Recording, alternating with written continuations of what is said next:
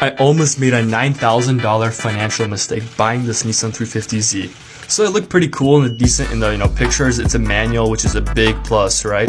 And then I go and buy the Carfax from this website, checkcarvin.net. They sell them for $8. Dude, these $8 saved me $9,000. So I go through the whole report, right? 10 owners, guys, 10 owners, that's a lot.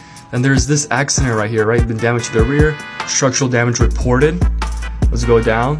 And the whole 215,000 miles that it was, it's never been serviced, like oil changes, maybe a couple times here and there, like right here.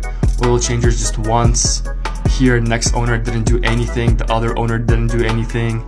This guy didn't do anything, owner 5. And then this guy right here, did he do some stuff? Yes, he did do some stuff. So owner 4, so starting from owner 5 till owner 10, no one serviced this car at all.